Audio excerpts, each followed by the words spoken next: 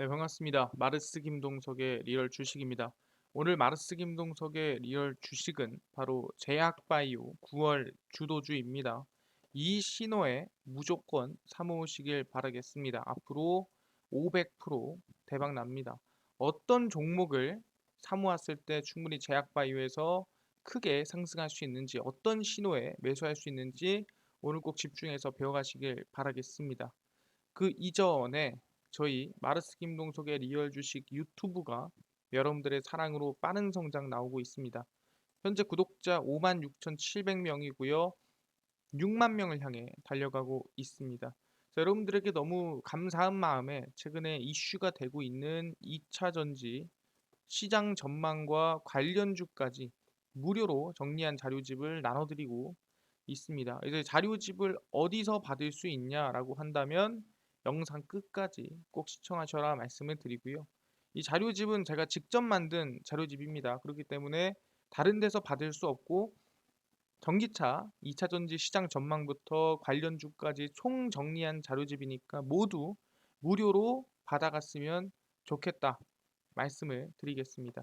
그래서 이 자료집뿐만이 아니라 여러분들에게 도움이 될 수 있는 영상들 많이 찍어드리고 있으니까 이 영상 시청하시고 딴 거 안 바랍니다. 우리 유튜브 구독, 영상 좋아요, 그 다음에 저희 댓글까지 남겨주시면 너무나도 감사하겠다 말씀을 드리고 이뿐만 아니라 나는 기법 강의에도 관심 많아요 하시면 맨 아래 저희 상한가 차트 연구소 유튜브 구독과 영상 시청까지 부탁드리도록 하겠습니다. 그래서 오늘의 주제는 제약바이오 9월 주도주입니다. 이 신호에 무조건 사모으시고 앞으로 500% 대박 난다라고 보시면 될 것 같습니다. 그래서 지금 시장에서 제일 영향을 많이 주고 있는 게 뭐냐 한다면은 당연히 첫 번째가 잭슨홀 미팅이라고 볼 수 있을 것 같습니다. 이 잭슨홀 미팅에 따라서 현재 증시의 상승과 하락이 계속 반복되고 있는 상태고요.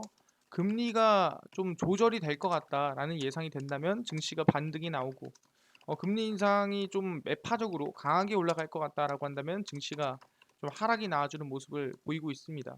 근데 개인적으로 이 불확실성이 어느 정도 이번 주에 해소가 된다고 한다면 다음 주에 좀 긍정적인 흐름이 나오지 않을까 생각을 하고요. 거기에 따라서 충분히 바닥에서 올라갈 수 있는 종목이 있다고 한다면 충분히 제약바이오 종목 중에서 나올 것이다라고 볼 수 있을 것 같습니다.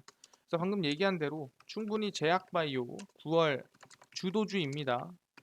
이 신호에 반드시 무조건 사모으시길 바랍니다. 그래서 아마 앞으로 충분히 500%까지도 성장이 가능할 수 있으니까 꼭 집중하셔라 말씀드리겠습니다.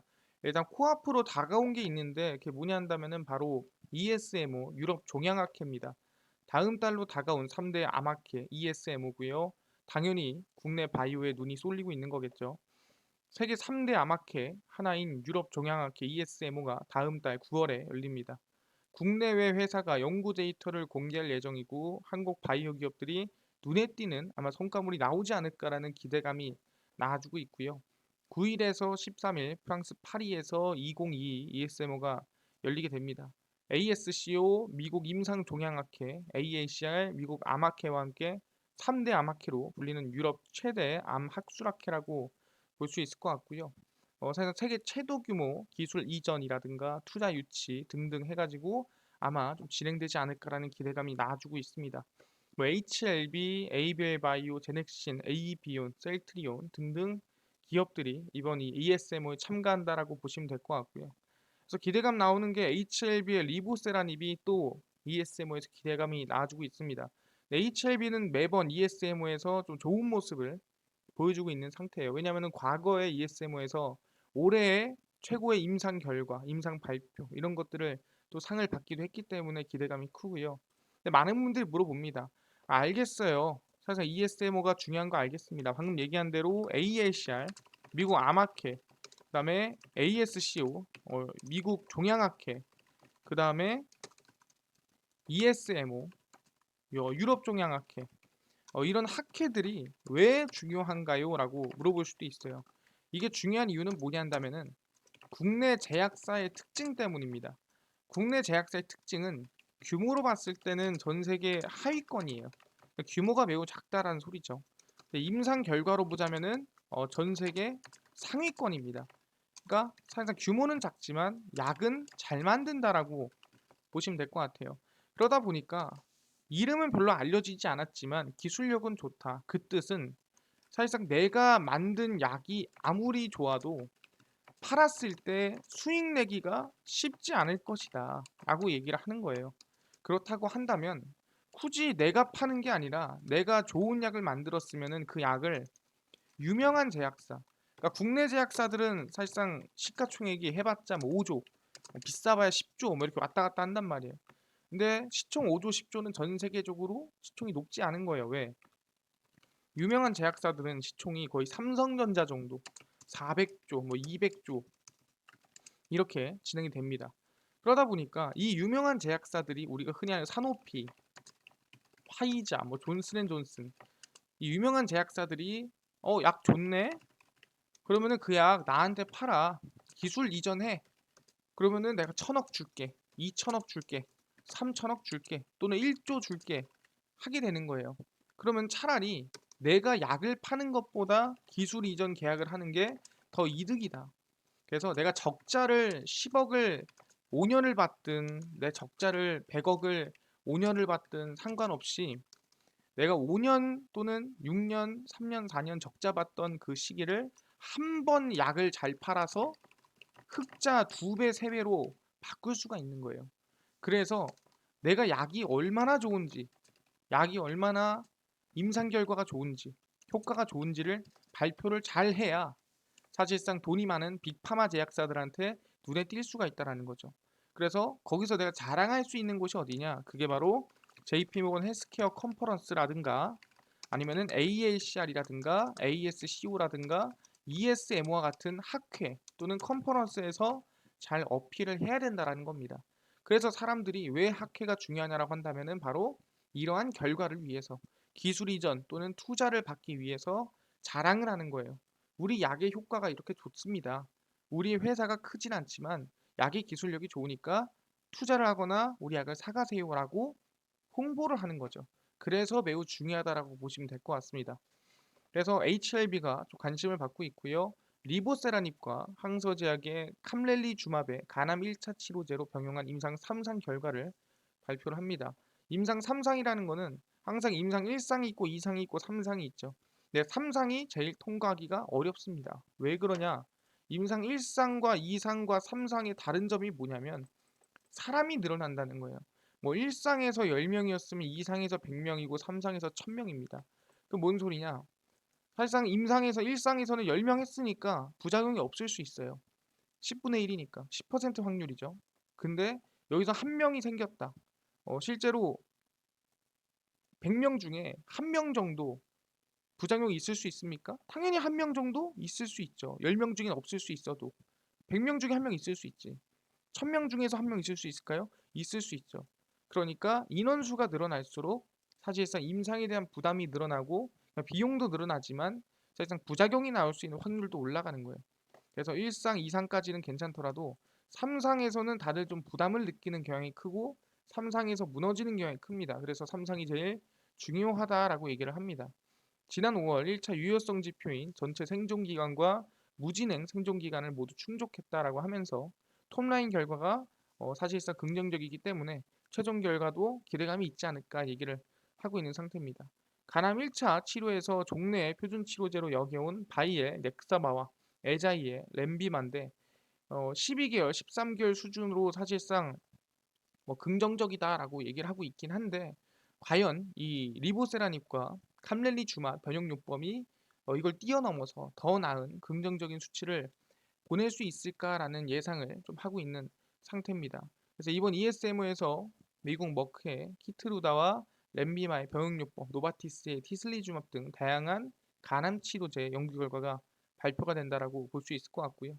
키트루다나 렘비마는 이미 유효성 입증에 실패했고 사실상 HLB가 좀 더 관심을 좀 가져갈 수 있지 않을까라고 예상을 하고 있습니다. ABL 바이오 같은 경우에도 급성 골수 백혈병 치료제 ABL 602에 대한 비임상 데이터를 발표를 하고요. G 모델과 실제 환자 백혈병 배아세포에 확인된 ABL602의 활성 기전과 항암 효과를 중심으로 발표가 진행이 됩니다. 제넥신 같은 경우에는 자궁경부암 치료용 DNA 백신 키트루다와 병용 임상 이상 최종 결과를 또 발표를 하게 되고요. AB온 같은 경우에도 간세포 성장인자 수용체 항암제 관련한 다양한 결과를 공개한다라고 보시면 될 것 같습니다. 셀트리온뿐만 아니라 네오이뮨텍 그리고 루닛 모두 항암제 관련된 당연히 이 치료제를 발표한다 보시면 될 것 같고요. 어쨌든 이 ESMO라는 거는 전 세계에서 상당히 중요한 3대 항암 학회 중 하나라고 볼 수 있을 것 같아요. 그래서 일반적으로 우리는 제약바이오 상승이 시작된다고 한다면 ESMO의 시작으로 대부분 제약바이오 상승이 이어진다라고 보고 있는 상태입니다. 근데 종양학회에서 다양한 항암제가 있습니다. 근데 그 중에서도 우리가 좀 관심을 가져야 되고 우리가 좀 사실상 제약바이오에서 어디에 좀 눈을 둬야 되는지 핵심이 좀 필요하다라는 거죠. 약만 잘 만들면 되나요? 그게 아니라는 거죠. 실제 아시겠지만 대한민국은 국내에서 머무는 게 아니라 방금 얘기했죠. 해외로 나아가는 제약사들이 돈을 벌고 대박이 난다라고 얘기를 했습니다. 그래서 뭐다? 760조 미국 시장을 대부분 제약바이오 기업들이 노리고 있다라는 거예요. 그래서 7.9% 확률에 도전하는 한국 제약바이오입니다. 보시면 LG화학이 8월 1일 통풍 신약인 티굴릭소스타트에 대한 임상 3상 시험 계획을 FDA에 신청을 했습니다. 그러니까 한국 식약처와 같은 것들이 미국의 식품의약국 FDA라고 생각하시면 될 것 같고요.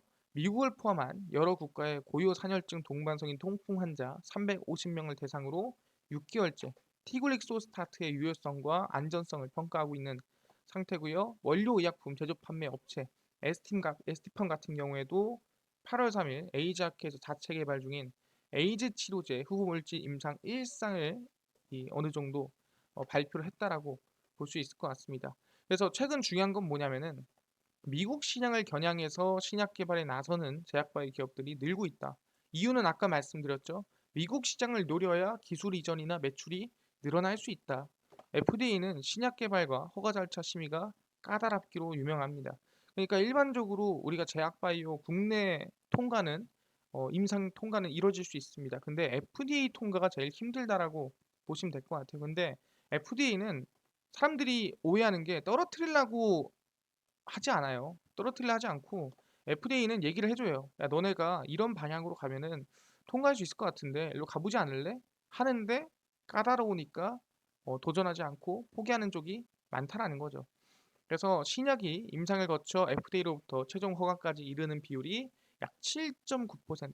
그러니까 100개 중에 한 8개 정도 제약만 FDA 허가에 이룬다라고 보시면 될 것 같습니다. 그래서 국내 기업들이 그래도 우리는 결과가 좋고 약이 좋으니까 미국 시장으로 나아가자라고 얘기를 하고 있는 거예요.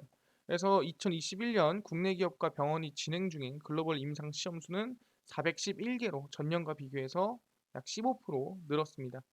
근데 중요한 게 뭐냐면은 411개면은 약 8%라고 아까 말씀을 드렸죠. 그러면은 이 성공할 확률은 대략 한 32개 정도.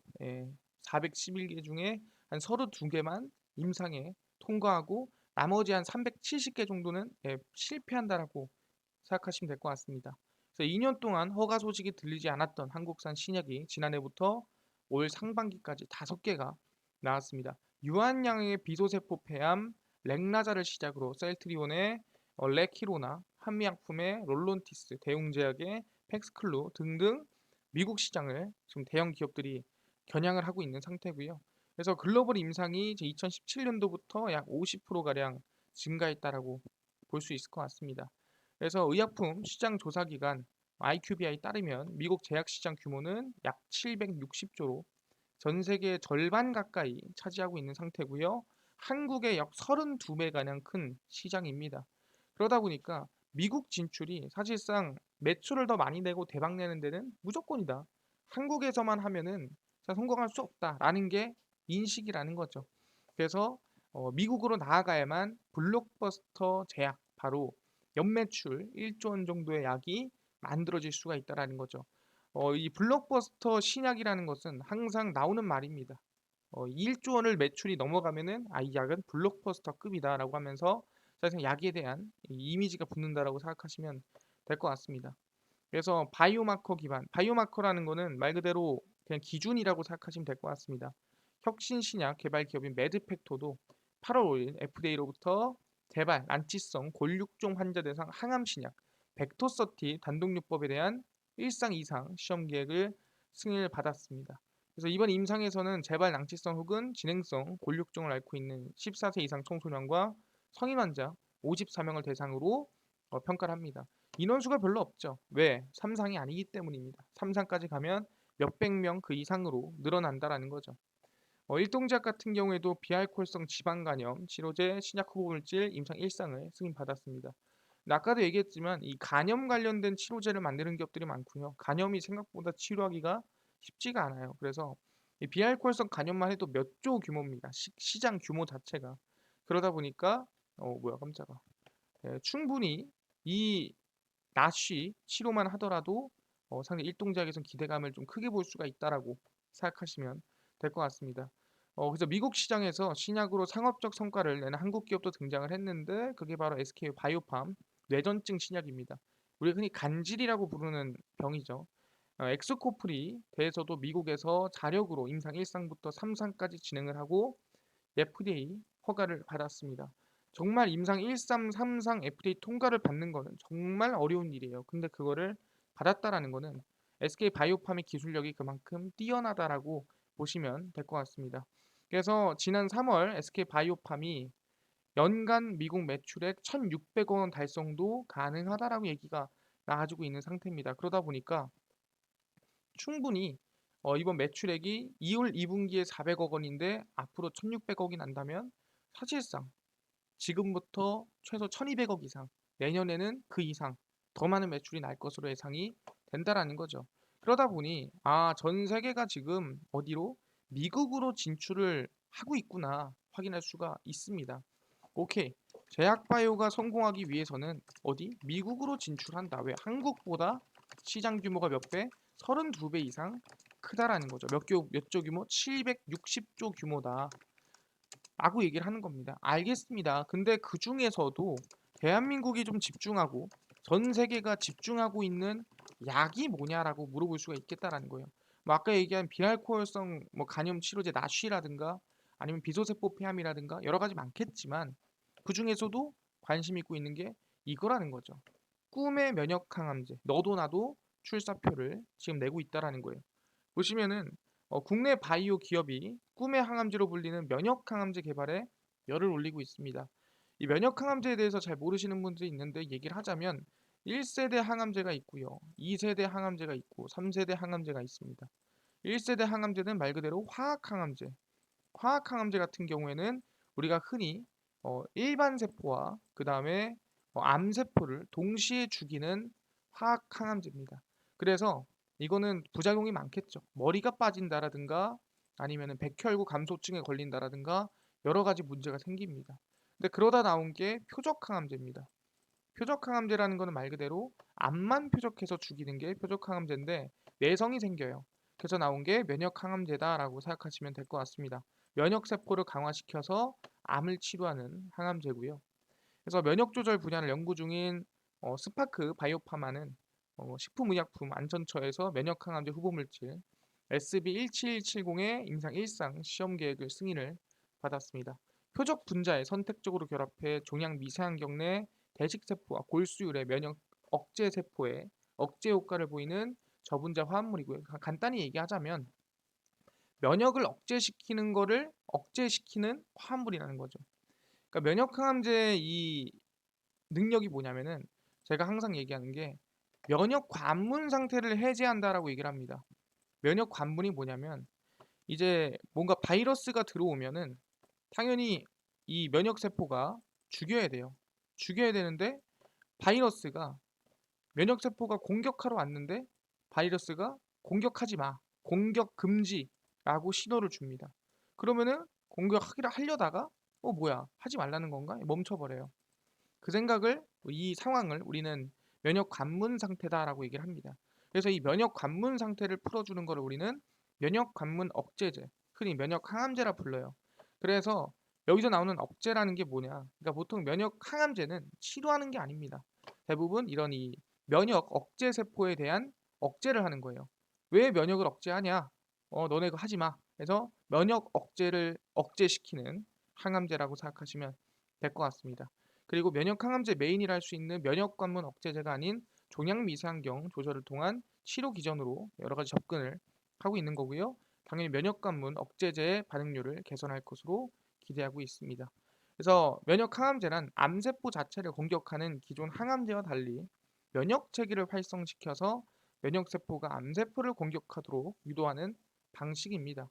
그래서 기존 항암제가 몇 개월 생존을 연장하는 수준에 그친다면은 면역 항암제는 완치까지도 할 수 있는 사실상 차세대 항암제라고 보시면 될 것 같아요. 특히 환자의 T세포를 환자 몸에서 직접 추출한 후 외부에서 유전자 조작을 거쳐 환자 몸에 재도입하는 카티 역시 면역항암 요법 중 하나입니다. 이게 왜 중요하냐 한다면은 T세포라는 게 있어요. 이게 뭐냐면은 우리 몸 안에는 이 항암제 이 면역 세포가 상당히 많거든요. T세포, NK세포, 수지상 세포, 그다음에 B세포 이렇게 있습니다. 근데 이 중에서도 이 T세포를 가지고 왜냐하면 얘는 사실상 이 대량으로 증식하기가 쉬운 부분이에요. 그래서 대량으로 얘를 빼내 가지고 키운 다음에 이거를 몸에다가 다시 넣는 거예요. 다시 넣어서 이걸로 암을 치료하는. 그래서 보통 우리가 카티 면역 항암제다라고 얘기를 하는 편입니다. 그래서 이 키트루다, 옵디보, 티센트리 지금 BMS, MSD 나오죠. 로슈 다 몇백 조짜리 제약사라 생각하시면 될 것 같습니다. 우리 대한민국에 있는 제약사 20배, 30배 이상이에요. 면역관문 억제제는 전 세계 시장을 휩쓸고 있습니다. 지금 PD1, PDL1, CTLA4 써있죠. 이게 어려운 게 아니라 말 그대로 얘네가 그냥 바이러스 이름이라 생각하시면 돼요. 내 몸의 면역을 억제하는 이름이다. 그런 애들인데 얘네들 이름을 김동석 짓는 것처럼 이렇게 이름을 지어놓은 겁니다. 어렵게. 그래서 에이벨 바이오 같은 경우에도 면역 항암제를 개발 중이고 이미 아이맵과 공동 개발하고 있다 생각하시면 될 것 같고 네오 이뮨텍도 진행 중이다.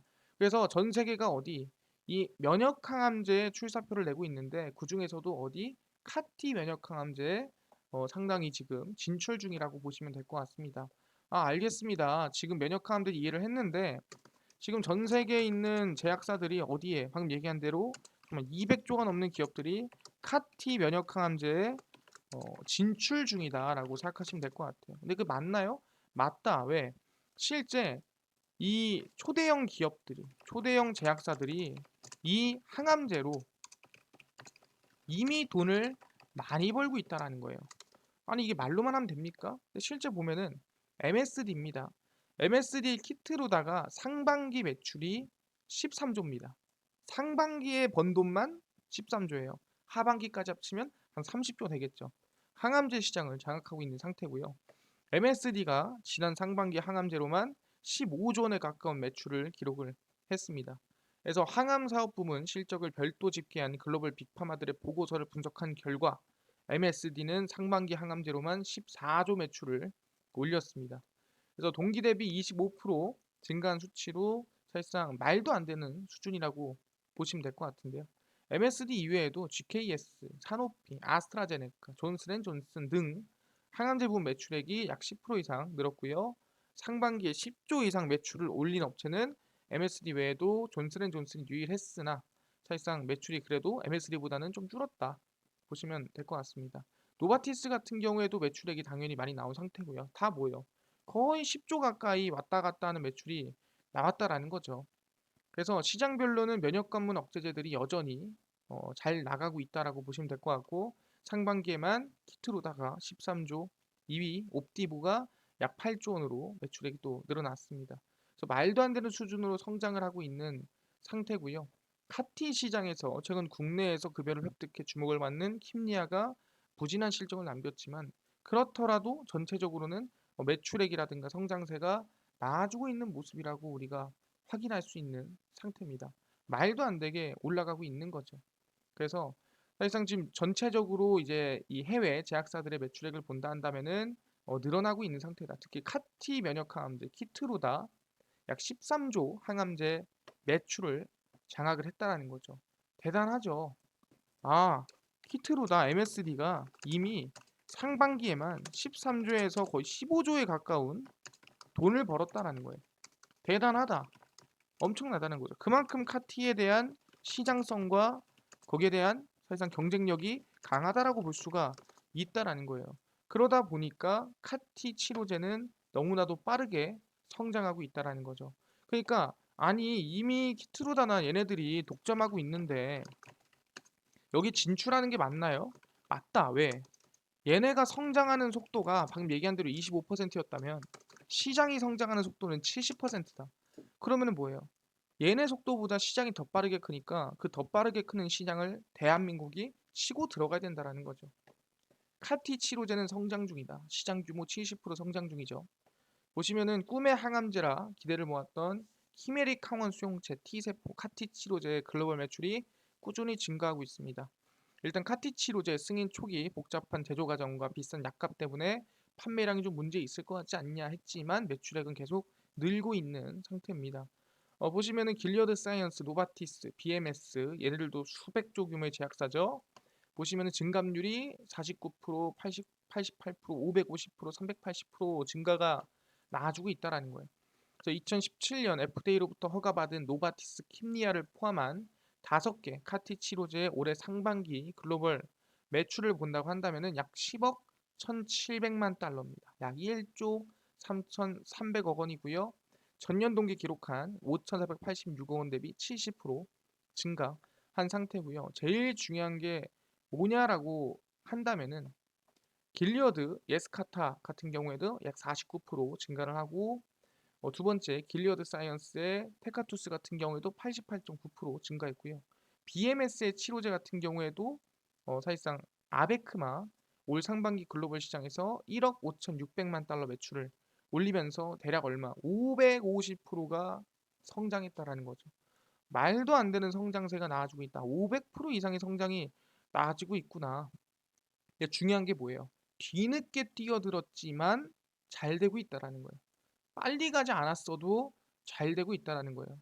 그리고 브레안지라는 카티 제품 같은 경우에도 388%, 약 400% 이상 성장했다라고 우리가 볼 수가 있다라는 거죠. 그 뒤에 이 사실상 킴리아 같은 경우에는 아까도 얘기했지만 적자가 났다고 했지만 얘만 난리예요. 얘만. 그래서 킴리아는 그냥 제끼고 가시면 될 것 같고요. 카티 치료제는 애초에 70%씩 계속 성장하고 있다라고 보시면 될 것 같습니다. 그렇네요. 사실상 지금 얘기하는 게 늦게 들어가도 매출액이 지금 500%씩, 300%씩 성장하고 있구나. 그리고 해외에 있는 제약사들은 다 시가총액이 얼마냐면은 200조, 300조예요. 그러니까 국내 제약사도 이제 해외에 나가면 충분히 성장성이 나오고 특히 카티에서는 더 기회가 많을 거다라고 얘기를 하고 있다라는 거죠. 알겠습니다. 그래서 최근에 이슈가 되고 있는 기업이 뭡니까? 바로 유틸렉스죠. 유틸렉스가 최근에 사실상 이 임상이 순항하고 있다라는 기대감으로 주가 상승이 좀 많이 나와주고 있습니다. 지금 후보 물질에 대한 파이프라인이 순항을 하고 있다. 여기 보이죠? T세포 치료제, 키메릭 항원 수용제 T세포 카티 치료제, T세포 치료제 면역항암제를 만들고 있습니다. 4-1BB 기반으로 항체 및 T세포 치료제를 개발하고 있고요. 암세포를 잡는 항암제라 보시면 될 것 같습니다. 그뿐만 아니라 T세포 추출 배양 기술을 보유하고 있으면서 T세포를 추출을 해서 좀 더 키워서 강하게 몸에다가 집어넣는 이 카티 치료제 같은 경우에도 개발을 하고 있는 상태라고 보시면 될 것 같습니다. 그래서 고형암 대상 차세대 카티 치료제 EU307은 기존 카티 치료제들이 CD19를 표적해 혈액암 치료에만 한정됐던 것 달리 고형암을 표적합니다. 그러니까 혈액암과 고형암을 모두 잡을 수 있는 치료제를 유틸렉스가 만들고 있다라는 거죠. 그래서 기대감이 나아지고 있다라는 거예요. 그러니까 최근에 올라가는 기업들도 다 카티를 만들면서 상승세가 이렇게 나아지고 있는 모습이다라고 얘기를 할 수가 있다라는 거죠. 그렇네요. 얘도 카티 이슈로 급등이 나와주고 있다라고 볼 수가 있다라는 거예요. 그렇구나. 충분히 해볼 수 있겠구나. 그래서 최근에 누가 기업들 중에서도 카티로 좀 진출하는 모습들이 나타나고 있다라는 거예요. 꿈의 항암제, 카티의 영역을 넓히는 BMS와 에클론 큐로셀입니다. BMS 아까 얘기했죠? 얘가 500% 늦게 들어왔는데 성장한 애죠. 그다음 에클론, 큐로셀입니다. 보시면은 브린스톨 마이어스 스킵 얘네가 비어스 얘가 BMS고요. 얘네가 얼마 안 돼 보이지만 시가총액 200조가 넘습니다. 얘네가 말이 안 되죠. LG 엔솔보다 센 거예요. 첫 키메라 항원 수용체 카티 다발성 골수 치료제 아베크마 적응증 확대를 위한 임상 시험에서 긍정적인 결과를 얻어냈고요. 매출이 아까 얘기한 대로 500% 이상 증가하고 있습니다. 그래서 무진행 생존 기간에 유의미한 개선 효과를 입증하는 1차 평가 변수가 충족된 것으로 나타났고요. 충분히 이 보시면은 아베크마가 재발성이나 불응성 다발성 골수종에 대한 표준 치료법을 능가하는 최초의 카티 세포 치료제가 됐다라고 하면서 상당히 지금 FDA에 대한 승인까지도 기대감이 나아지고 있는 상태입니다. 그래서 국내에서는 아직 카티 치료제가 없기 때문에 개발 중이라고 보시면 될 것 같고요. 에클론과 큐로셀, 박셀바이오, 그리고 Y바이오로직스 등 국내 바이오 업체들이 끼어들고 있습니다. 노바티스의 킴리아가 사실상 이 매출액이 좀 딸리죠. 그래서 원래는 약가가 4억 원인데 건강보험으로 600만 원으로 감소하게 돼서 충분히 수요가 또 늘어날 가능성이 높다라고 볼 수 있고요. 임상 단계에 진입한 것은 큐로살과 에클론인데 충분히 임상 1상 결과에 따라서 또 기대감이 있는 부분이고 에클론 같은 경우에도 AT101에 국내 임상 1, 2상 첫 투약을 시작해서 임상 진행 중이라고 보시면 될 것 같습니다. 그래서 국내 개발사들이 후발주자임에도 투자자의 선택을 받는 이유는 기존 승인받은 치료제와 차별점이 있다는 거죠. 그러니까 기존의 카티 치료제들과는 조금 다른 점을 가지고 이번에 임상에 들어간다라고 생각하시면 될 것 같습니다. 큐로셀은 기술적인 차별점이 있다라고 보시면 될 것 같고요. 에클론 같은 경우에도 어느 정도의 차별점을 두고 보고 있다고 생각하시면 될 것 같습니다. 그러다 보니까 국내에서도 보다 카티에 진출을 좀 많이 하고 있는 모습을 확인할 수가 있다라는 거죠. 아, 그렇네요. 국내 제약사들도 카티에 진출을 하고 있네요. 알겠습니다. 그래서 어떤 종목을 매수하라는 거예요? 라고 얘기한다면은 지금부터 하나하나 정리를 해드리겠습니다. 바로 이겁니다. 카티를 넘는다. 블루오션, 카 NK 치료제의 도전장 내민 제약업계입니다. 국내 제약바이오 기업들이 카 NK 치료제 개발에 나서고 있습니다. 카 NK는 카티와 함께 면역 세포 치료제 양대 산맥이라고 불리고 있고요. 카티는 이미 상용화된 반면에 카 NK는 이제 개발하고 있기 때문에 기대감이 크다라는 거죠. 그래서 이전까지 카티 치료제 가려져 주목받지 못했지만 기술의 발달로 카티 치료제 대안으로 떠오르고 있기 때문에 블루오션이다라고 볼 수가 있습니다. 2026년 지금부터 3, 4년 이내에 카 NK 치료제 시장 규모는 약 6천억 규모고 앞으로 10조, 20조 이상 당연히 카티만큼이나 성장할 거라 예상이 된다라는 거예요. 카 NK는 면역 세포인 NK 세포와 암 세포만 추적하는 카를 결합한 치료제라 보시면 될 것 같고요. 면역 세포 NK 세포를 분리해 유전자를 조작한 뒤 배양 과정 거칩니다. 사실상 NK를 배양할 때 대량 배양이 힘들거든요. 근데 이 대량 배양을 해오는 기술을 만든다는 겁니다. 체내에 들어와 암세포와 만나면 NK세포가 암세포를 제거하는 원리다라고 생각하시면 됩니다. NK세포는 선천 면역세포로 체내에 있는 암세포, 바이러스에 감염된 세포 등을 바로 죽인다라고 보시면 될 것 같습니다. 그래서 카티의 단점을 상쇄하면서 조금 더 나은 치료제가 될 수 있는 게 카 NK이고 그걸 만들고 있는 기업이 이제 GC셀과 HK 이노엔이라고 보시면 될 것 같습니다. 그래서 GC셀이 카 NK 세포 치료제 AB201과 201을 개발 중이고요. 고형암을 대상 그리고 이제 혈액암을 대상해서 만들고 있다라고 생각하시면 될 것 같고 머크 MSD와 2조 원 규모의 기술 수출을 계약을 하기도 했습니다. 그래서 충분히 기대감이 크다라고 볼 수 있을 것 같고요. 개인적으로는 카 NK 관련주 여러분들이 관심을 가져야 된다라고 말씀을 드리고 있습니다. 그래서 GC셀과 그다음에 HK 이노엔 알겠습니다. 아니 근데요. 정확히 아까 이 신호라고 했잖아요. 이 신호가 뭔가요? 라고 한다면은 저는 딱 하나입니다. 이 삼성전자 이재용 부회장의 이 사실상 이 행보 중에 제일 중요한 게 앞으로 삼성바이오로직스의 행보라고 생각합니다. 그래서 아마 지금까지 성장하지 못했기 때문에 이 삼성바이오로직스의 추세 전환이 만들어지면은 같이 상승세가 이루어지지 않을까. 삼성바이오로직스가 대장주라고 생각하시면 될 것 같습니다. 그래서 삼성바이오로직스가 지금 아직 추세 전환하지 못했지만 충분히 여기서 추세 전환이 21선을 돌파하는 구간이 나온다고 한다면 이 구간부터 아마 제약바이오 상승세가 이어질 수 있는 신호다라고 우리는 기대해 볼 수가 있을 것 같습니다. 그래서 알겠습니다. 제약바이오 중에서도 카티가 중요하고 카티가 70% 이상 성장하는데 이거보다 더 좋은 게 카 NK구나 라고 확인을 했고요. 카 NK 기업들은 HK 이노엔과 GC셀이지만 전체적으로 삼성 바이오로직스 상승으로 제약바이오 시장에 상승세가 나와주면 긍정적으로 볼 수 있겠다 확인했습니다. 알겠어요. 근데 이것뿐만이 아니라 아까 전에 2차 전지 시장 전망과 관련주까지 무료로 총 정리한 자료집을 나눠주신다고 하셨잖아요. 무료로. 이거 어디서 받을 수 있나요? 또는 당일 급등이 예상되는 단타 종목을 매일 무료로 좀 나눠주시고요. 장 시작 전에 급등이 예상되는 뉴스라든가 시황을 무료로 좀 정리해 주시고 테마주라든가 매매법이라든가 강의를 무료로 좀 나눠주세요 하시는 분들이 있어서 김동석 대표가 100% 무료로 나눠드리고 있습니다. 바로 김동석의 리얼 주식 연구소라는 100% 무료 어플이고요. 이 어플은 각 스마트폰 안에 내가 아이폰을 쓰면은 앱스토어에서 무료로 다운로드 가능하고요. 갤럭시를 쓰신다 한다면 구글 플레이나 플레이 스토어에서 무료로 설치가 가능합니다. 앱스토어, 구글 플레이, 플레이 스토어에 접속을 하신 다음에 뭐라 검색하냐? 바로 김동석의 리얼 주식 연구소라 검색을 하시고요. 그럼 이렇게 김동석의 리얼 주식 연구소 어플이 화면에 뜨게 됩니다.